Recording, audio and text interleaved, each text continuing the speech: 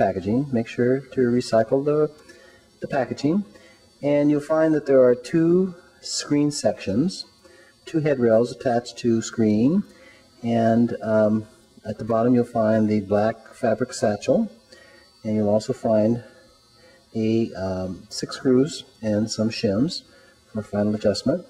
Okay, so the first thing we're going to do is measure the overall width. So it's best for a double door to get someone to help you with this. So Lisa will help me measure the overall width. So one person holds the end of the tape, basically as high as they can reach.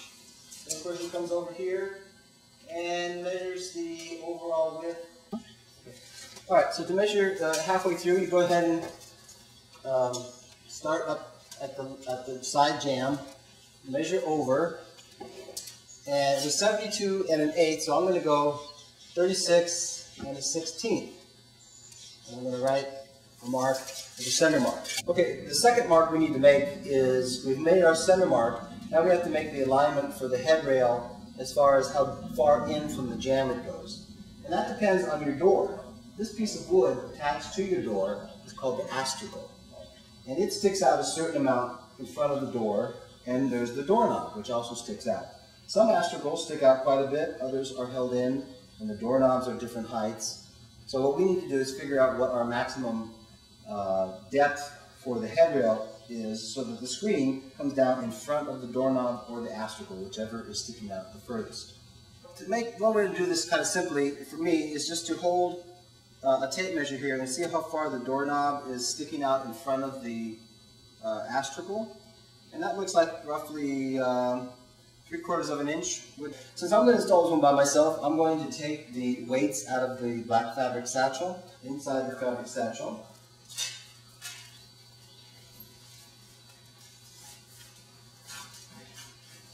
Like that.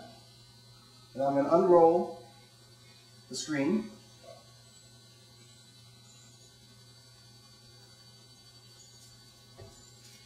And this metal piece, we call this the headrail, metal headrail. And if you look at it this way, you'll see the screen faces the outside and the entire metal part faces inward. And if you also look up here, you'll see on one side the screen is held in a little bit, and the other side the screen is flush. The side that is flush will go towards the middle.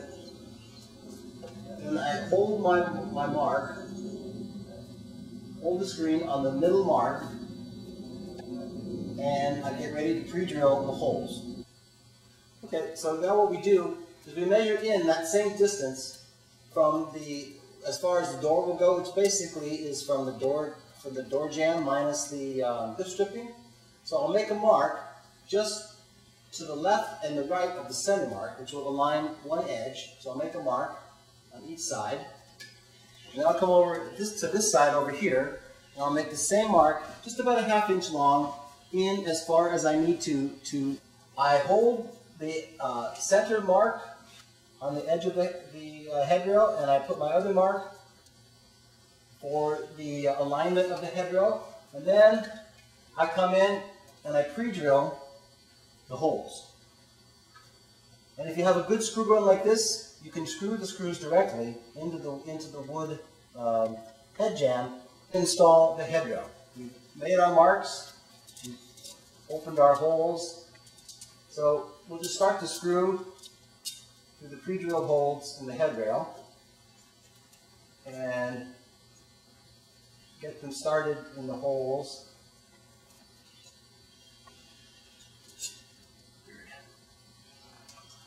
Alright, so then I get the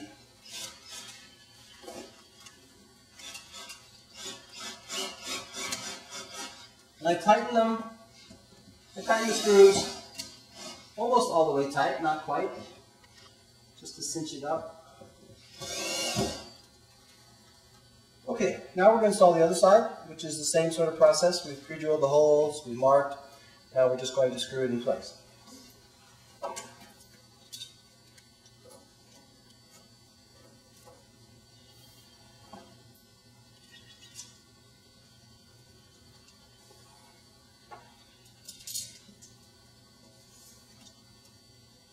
Okay, I pre-started to drill the holes and the screws with my fingers.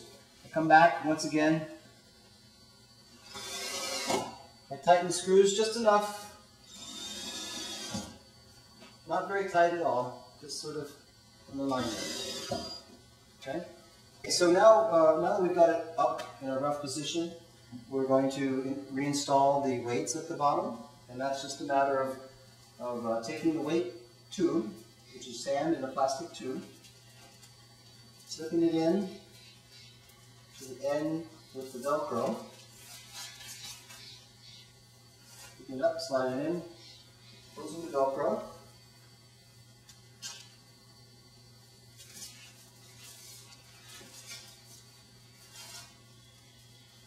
Once again, this step can be eliminated if you're installing this with a helper. Alright, so we basically have it installed. We're now going to do some fine adjustments.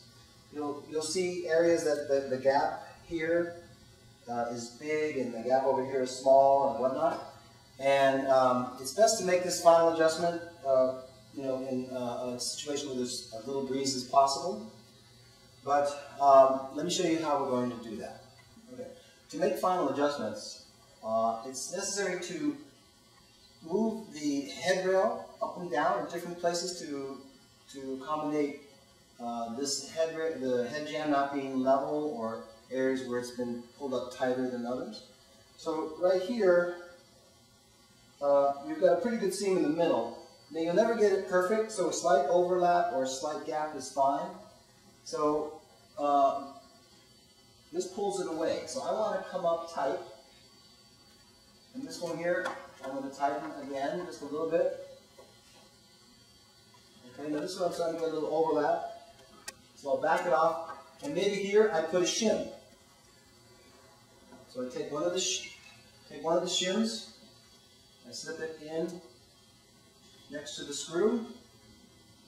And for these I like to use the hand screwdriver because it's so much more delicate. That's about all the further we want to go there because we want to keep a nice alignment with our side edge as well. So we'll put a shim up in here.